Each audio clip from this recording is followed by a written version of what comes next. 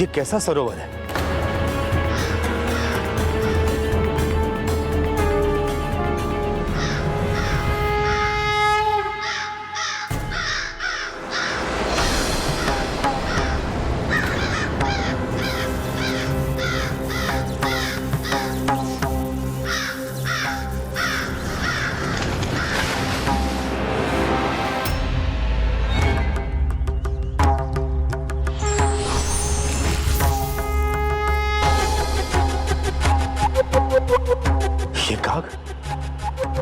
दिव्य पुरुष में कैसे परिवर्तित हो गया? कौन है ये?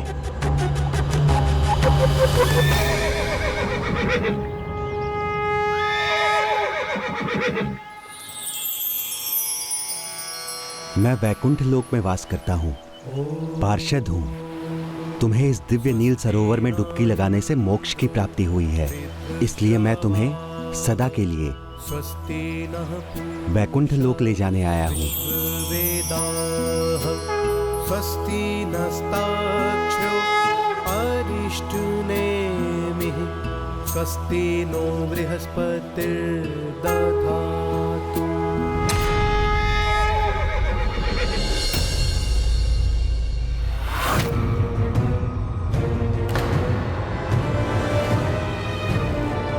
क्या हुआ स्वामी? देवी, मैंने ध्यान में बहुत विचित्र स्वप्न देखा।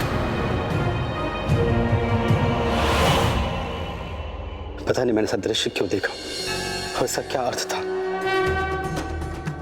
प्रभु के सामने उनसे अपने जीवन के उद्देश्य को लेकर प्रश्न पूछने पर आपने जो स्वप्न देखा है ना स्वामी, उसी स्वप्न में आपका उत्तर छिपा है। किंतु इसका अर्थ क्या है, यह समझाने के लिए मेरी सहायता कौन करेगा? कल राजसभा में अनेकों ऋषि मुनि भाग लेंगे। संभव है आपके अनुज और वे सभी महर्षि मिलकर इस स्वप्न का रहस्य उजागर करने में सफल हों।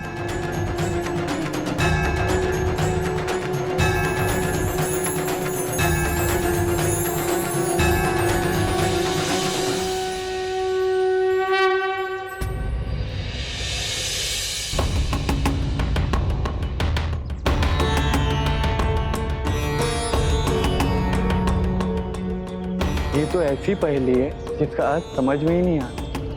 नील सरोवर न कभी सुना है न कभी पढ़ा है। तो क्या ऐसे दिव्य नीले प्रकाश और नीले सरोवर का ज्ञान किसी को नहीं? मैंने पढ़ा है नील सरोवर के बारे में।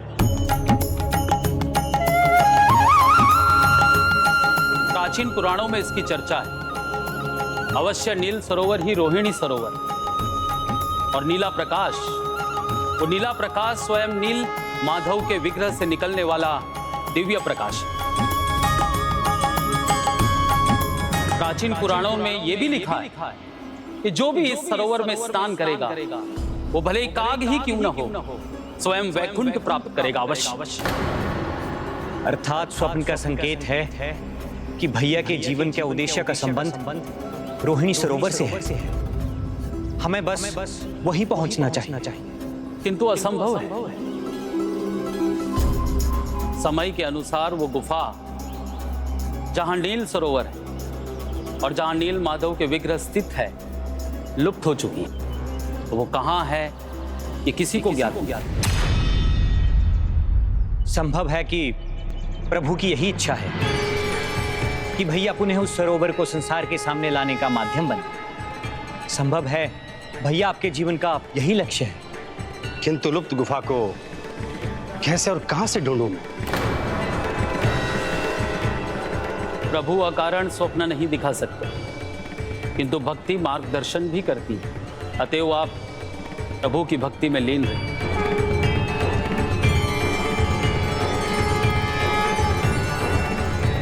तो इस प्रकार राजा इंद्रद्युम्न को जब ज्ञात हुआ कि कठोर भक्ति ही उनका मार्ग है, तो उन्होंने एक पल के लिए भी संकोच नहीं किया।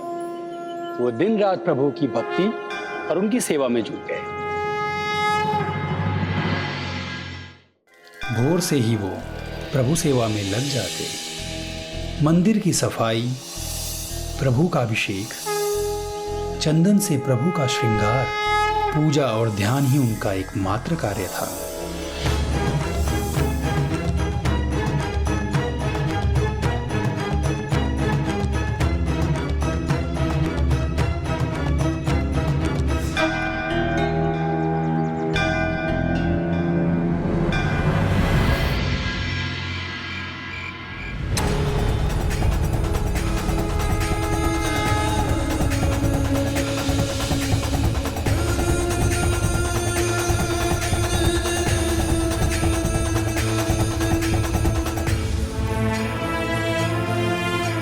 इस प्रकार वो निरंतर प्रभु भक्ति में लीन रहे।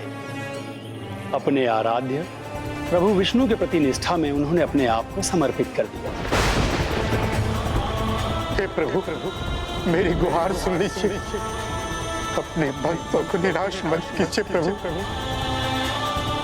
मेरा मार्गदर्शन कीजिए। दया कीजिए प्रभु, मुझ पर दया कीजिए। और फिर राजा इंद्रद्युम्न ने अपनी पत्नी और भ्राता विद्यापति से यह साझा किया, तो वो सभी सेना की एक छोटी सी टुकड़ी लेकर यात्रा पर निकल पड़े। कई सप्ताह की लंबी यात्रा के पश्चात वो उत्कल प्रदेश की पूर्वी सीमा पहुंचे।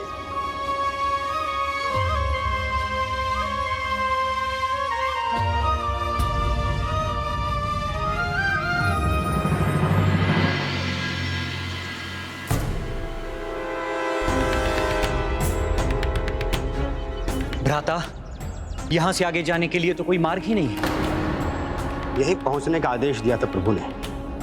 किंतु स्वामी, यहाँ तो दूर दूर तक कुछ भी नहीं है। कहीं ऐसा तो नहीं कि जो आपने सुना वो आपका भ्रम था? तुम्हारे जीवन के ध्येय का मार्ग तुम्हें यहाँ से पूर्व दिशा जाने पर मिलेगा। इस निर्जन स्थान पर हम यहाँ क्या करेंगे? अनुज, कुछ भी हो जाए, हम प्रभु पर अपना विश्वास कभी नहीं खोएंगे। उन्होंने ही यहाँ आने की प्रेरणा दी है, तो आगे का मार्ग भी वही बताएंगे। इसलिए चिंता के स्थान पर हमें चिंतन करनी चाहिए। हाँ स्वामी, आपकी भक्ति से प्रसन्न होकर प्रभु ने आपको ये मार्ग दिखाया है, तो भक्ति ही हमारा मार्ग है। उचित कहा आपने, हम यही रुकेंगे। मैं यहाँ प्रभु की आराधना तब तक करूंगा जब तक मुझे प्रभु का अगला आदेश प्राप्त नहीं होता।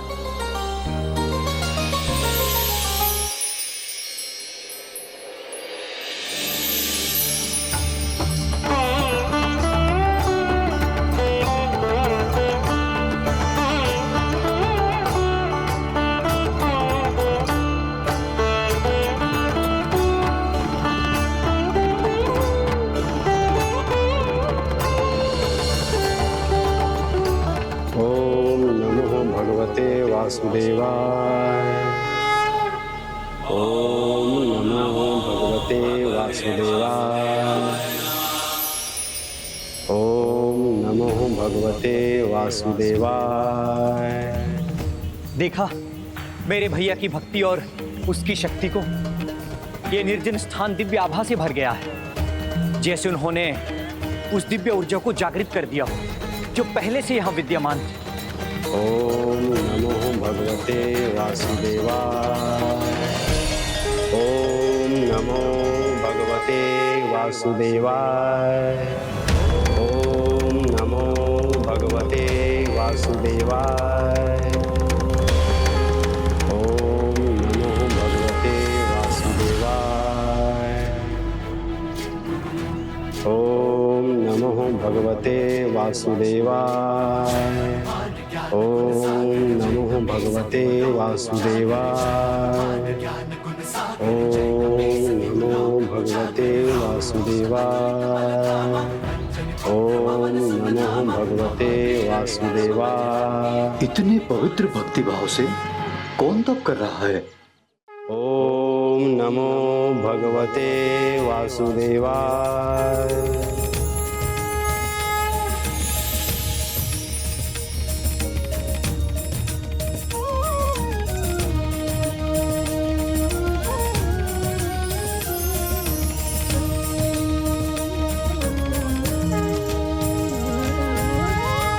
हनुमान जी को मंदिर के दृश्य क्यों दिखाई दे रहे थे? तो क्या पुरी के मंदिर के निर्माण के महान कार्य में हनुमान जी का योगदान भी था? जगत के नाथ प्रभु जगन्नाथ जी के पुरी मंदिर के निर्माण में राम भक्त हनुमान जी ने अपना भाग कैसे निभाया था प्रभु? प्रभु श्री राम का काज हो और भक्त शिरोमणि हनुमान जी आतुर ना हो, ये संभव नहीं। श्री राम भक्त हनुमान जी की भक्ति की यही महिमा है। प्रभु श्री हरि नारायण के प्रत्येक रूप में उन्हें अपने आराध्य राम ही दिखाई देते हैं। इसीलिए उनके रूप प्रभु जगन्नाथ जी के मंदिर की रचना में हनुमान जी को श्री राम काज करने के ही सुख का अनुभव करने का अवसर मिला।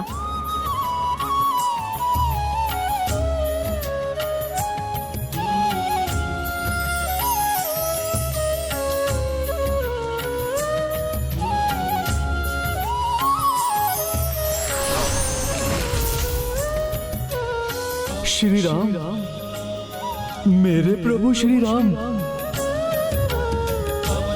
ऐसा अनुपम दृश्य, ऐसा भव्य मंदिर।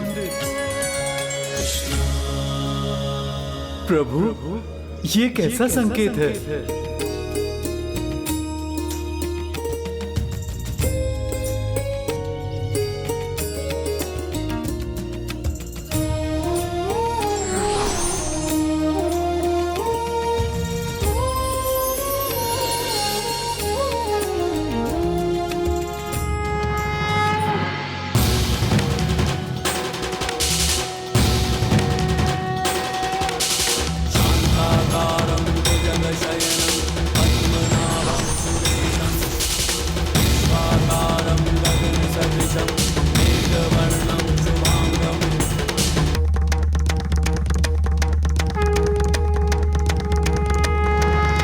प्रणाम प्रभु, आपका भक्त ये हनुमान आपके दर्शन पाकर गदगद हो गया।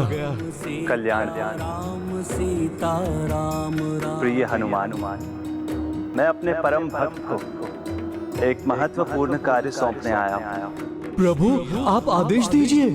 श्री राम काज के लिए तो ये हनुमान सदैव प्रस्तुत है।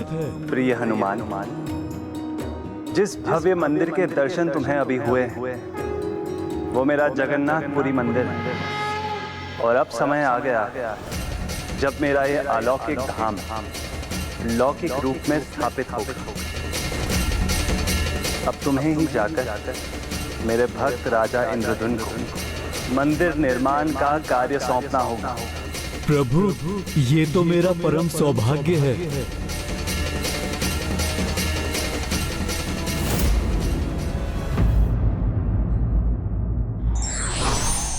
धर्म और लोक कल्याण के पथ पर चलने वाले व्यक्ति को ही ईश्वर भी बड़े उत्तरदायित्व के लिए चुनते हैं।